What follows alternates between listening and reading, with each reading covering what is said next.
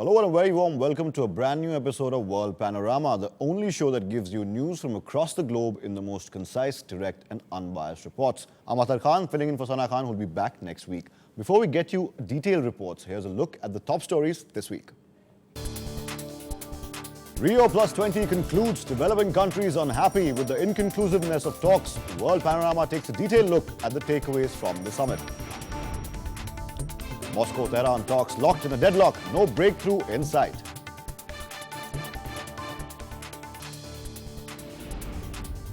Raja Parvez pips Makhdoom Shahabuddin for the Prime Minister's post in Pakistan. But is the political turmoil over for that nation? The US Open gets a new champion and Webb Simpson earns a berth in the 30th PGA Grand Slam of golf.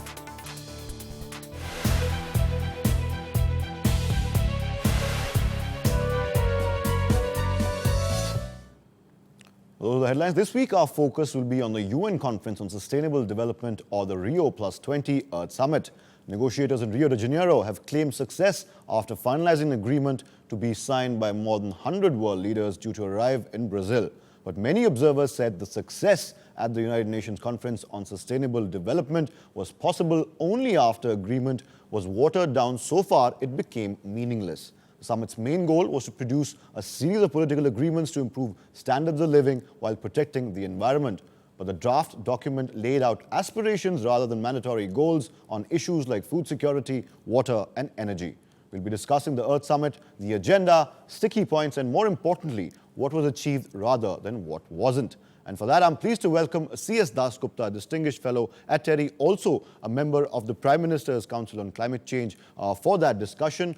Before we do that, though, here's a special report on that issue. Take a look.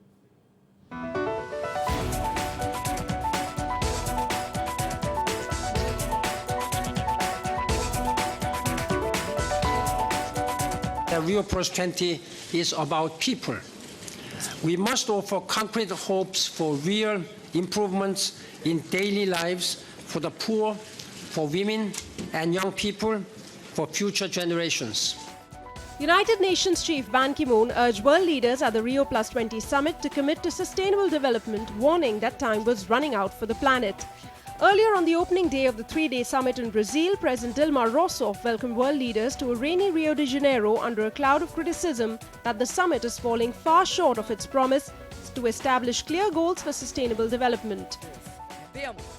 We know that the cost of not acting will be greater than taking the necessary actions, even though they may face resistance and may end up being to be politically complicated. Diplomats have been negotiating for more than a year to draw up the 49-page draft text and presented it to leaders for adoption. Some of the main areas covered in the text were sustainable development goals, where it was hoped that Rio Plus 20 would hammer out goals across core areas like food security, water and energy. It was also hoped that the Rio Plus 20 could firm up a commitment for all countries to eliminate subsidies for fossil fuels. The text committed to take action to reduce the incidence and impact of such pollution on marine ecosystems, including through the effective implementation of relevant conventions adopted in the framework of the International Maritime Organization. The text called for a new intergovernmental process to produce a report that evaluates how much money is needed for sustainable development and what new and existing instruments can be used to raise more money.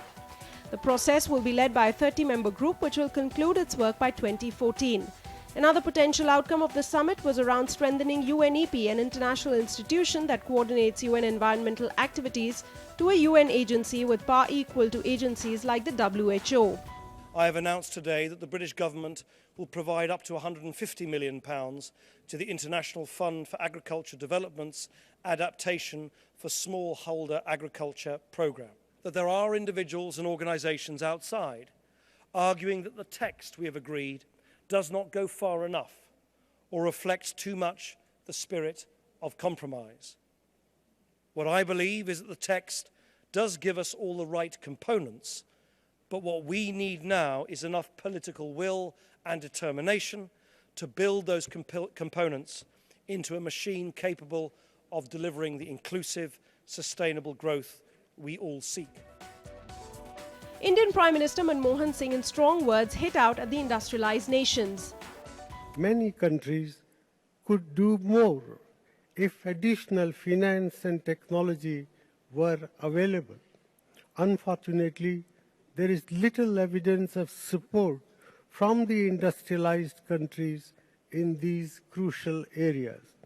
The ongoing economic crisis has made matters worse. One of the key challenges that demands urgent global action is the worrying depletion of biodiversity across our planet. The Rio Plus 20 draft text reaffirmed previous commitments by countries to phase out harmful and inefficient fossil fuel subsidies that encourage wasteful consumption and undermine sustainable development. But it stopped short of beefing up the voluntary commitment that timetables or more details, which disappointed some business and environmental groups. There you go. So you were part, in fact, led the delegation in 1992 when we went to Rio. Give us a sense of how, in your opinion, things are different now. So many years later, do you see any change in the attitude of world leaders and them sharing green tech with developing countries? Yes, there's a huge change. In 1992, the atmosphere was auspicious for real progress.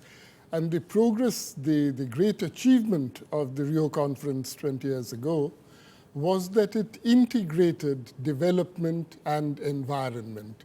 The first UN summit held in Stockholm in 1972 was a summit on environment. Rio in 1992 was about environment and development. Right. It explored how we could follow up on the synergies between development and environment. Right. Unfortunately, today, what we are seeing is a heavy attack mounted by the developed countries on all that was achieved in Rio 20 years ago. And there was a real danger that we'd be seeing not Rio plus 20, but Rio minus 20. Right. And that risk has been averted. Right. And I believe that is a real achievement on the part of the host government, of the developing countries, including especially our delegation, which played a very active role. Well, that is a notable achievement, obviously, because 20 years ago, climate change and world environment was obviously an issue, but not as big an issue like it has become now. Climate change is on top of governments' agendas everywhere. Let's talk about the summit itself this time around.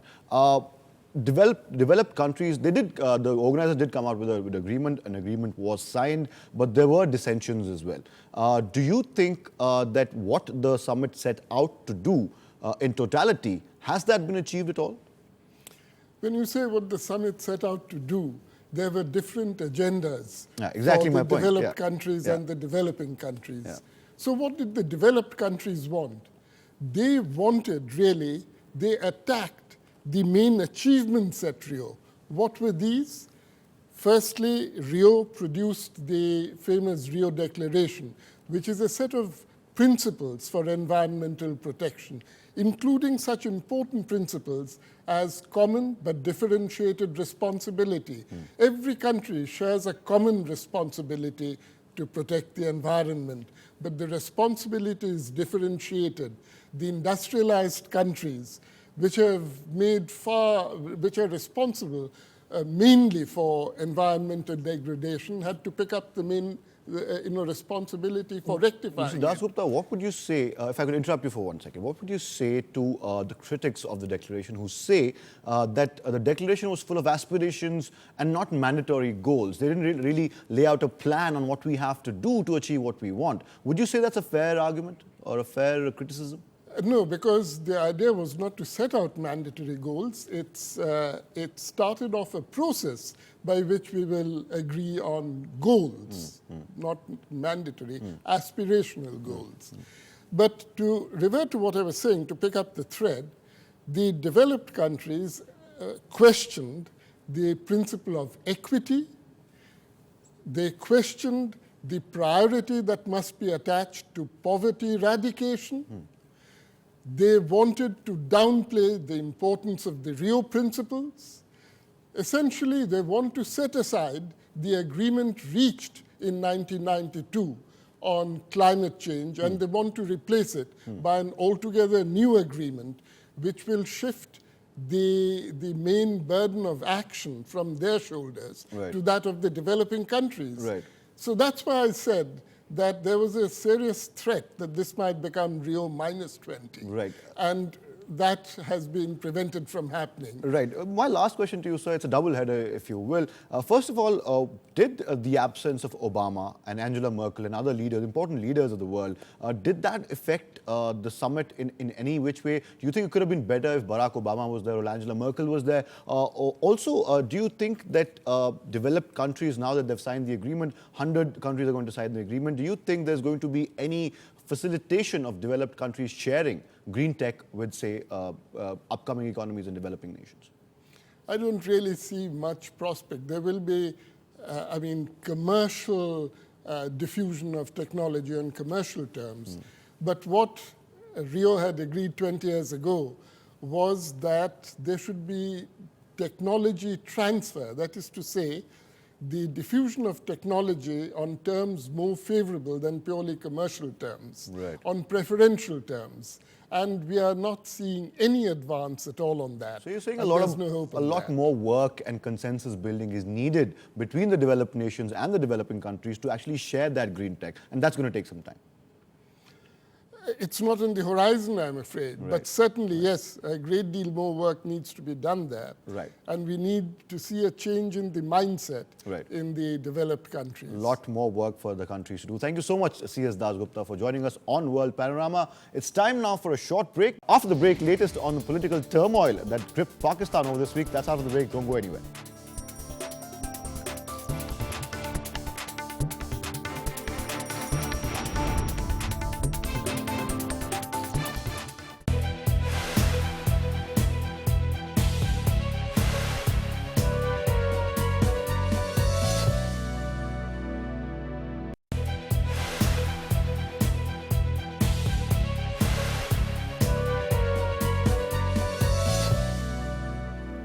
Welcome back. You're still watching World Panorama. Now, Pakistan's shaky government, which has been without a prime minister for the best part of the week, nominated a new premier on Friday. But even as there is a name and a face to the go with the post now, a power struggle among the country's major institutions, the judiciary, the military and the civilian leadership, appears all set to begin fermenting political tumult in the near term. Let's take a look at how it all began.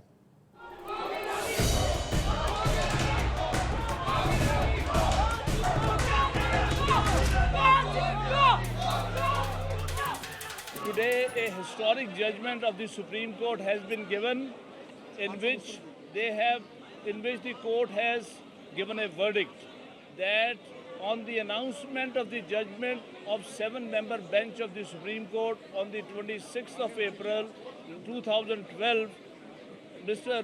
Yusuf Raza Gilani became disqualified as a member of Parliament and consequently as a member or as a Prime Minister of the country.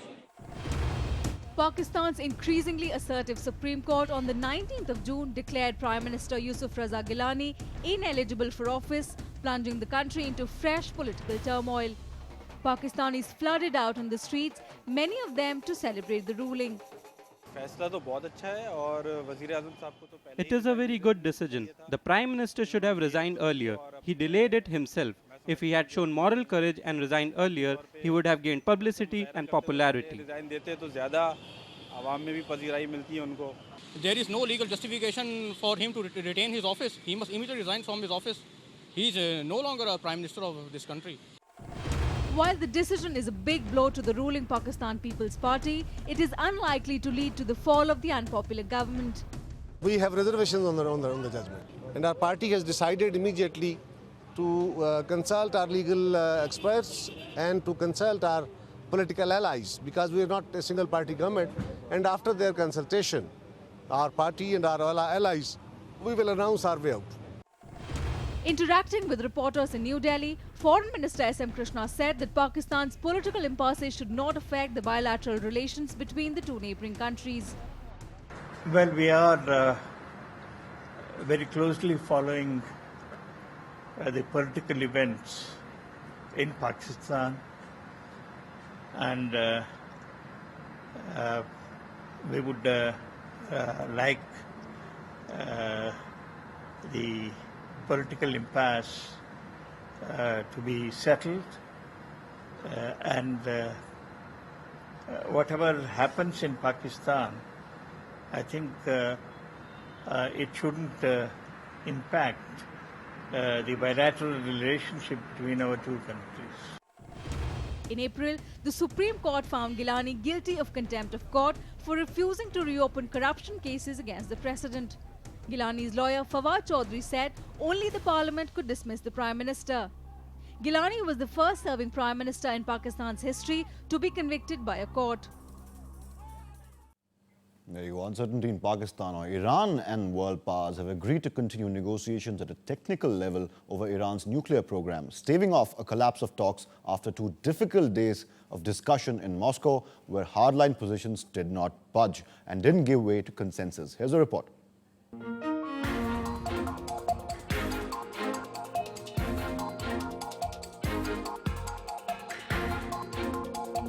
2 days of tough talks over Iran's nuclear program ended Tuesday in Moscow without a date set for a new round. It remains clear that there are significant gaps between the substance of the two positions. We've therefore agreed as follows. An early follow-on technical level meeting in Istanbul on the 3rd of July to provide further clarification about the E3+3 proposal, increase the E3+3 understanding of the Iranians' response, and study the issues raised by Iran during the sessions. The Iranian narrative, however, was a little more upbeat. The main character of this round of talks was that the negotiations were more serious, more realistic, and went far beyond the framework of the announced position of the sides. While British Prime Minister said the talks were a missed opportunity, US Secretary of State Hillary Clinton warned the world of a catastrophic regional arms race if Iran continues to pursue its nuclear program. Lack of progress of the talks in Moscow was a missed opportunity, in my view, to address the serious concerns of the international community. The EU, the European Union sanctions will kick in properly on the 1st of July, and I hope that the Iranians will reconsider and return to the table willing to negotiate seriously. I think Jim and I both would agree that everybody needs to know, most particularly the Iranians, that we are serious, that they cannot be allowed to have a nuclear weapon. It's not only about Iran and about Iran's intentions, however one tries to discern them.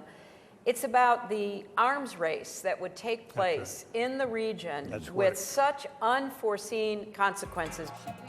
The two sides have agreed to hold a technical meeting on the 3rd of July in Istanbul to better understand and study each other's positions. This is to be followed by contact between political deputies and finally direct contact between chief negotiators Catherine Ashton for the P5+1 and Saeed Jalili for Iran about a possible next meeting. Europe and the financial crisis dominated the recently concluded G20 summit this year in Los Cabos in Mexico. The summit ended mainly as a platform from urging European leaders to take decisive action on a financial crisis that seems to be spiraling out of control. European leaders headed home without announcing any significant agreements, and they aim to meet again later this month in Brussels with a goal of adopting a more detailed plan.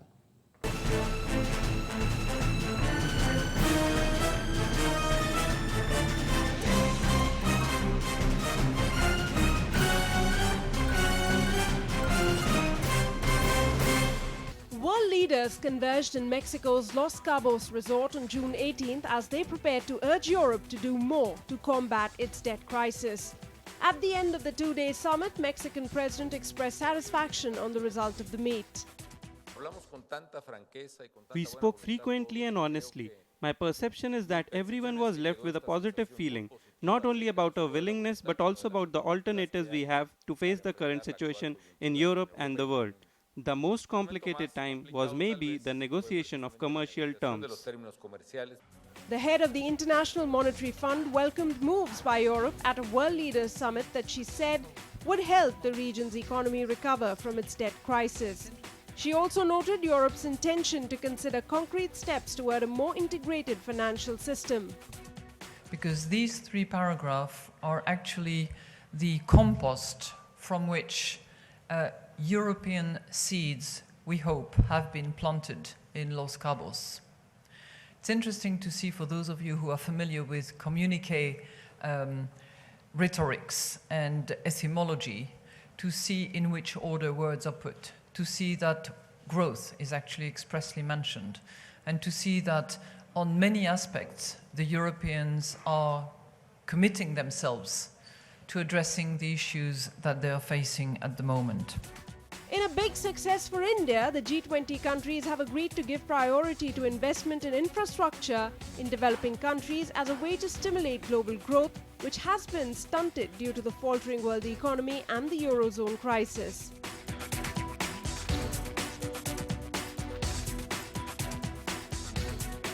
If there is a European G20 takeaway, it may be the pressure exerted by global leaders, including US President Barack Obama, on Angela Merkel, Chancellor of Europe's German powerhouse, ahead of a crucial June 28 EU summit, whose purpose increasingly appears to provide a long-term solution.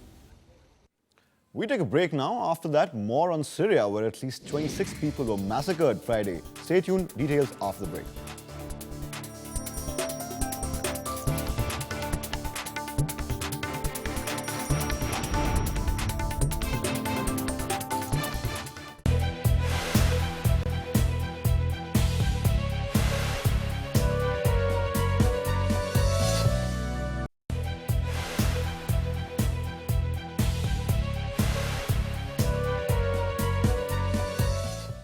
Welcome back. It's time now to take a look at some of the other international news in a quick wrap. Take a look.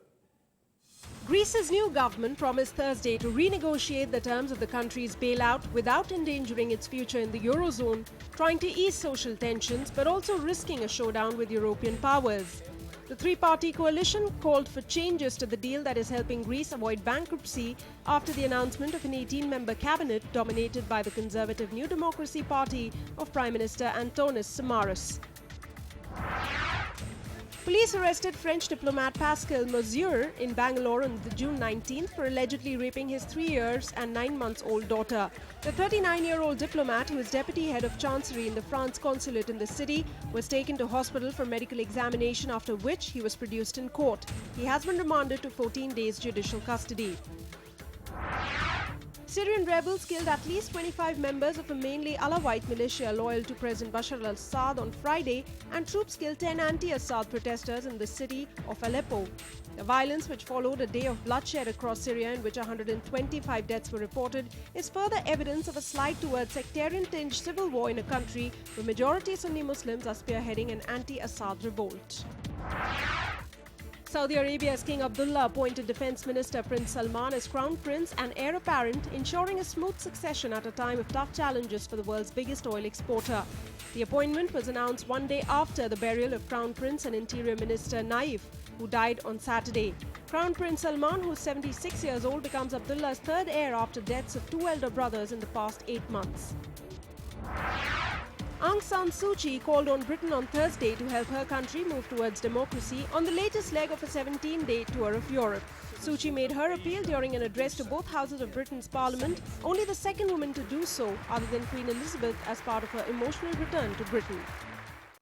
It's time now for all the news from the world of entertainment and lifestyle. Here's our entertainment wrap.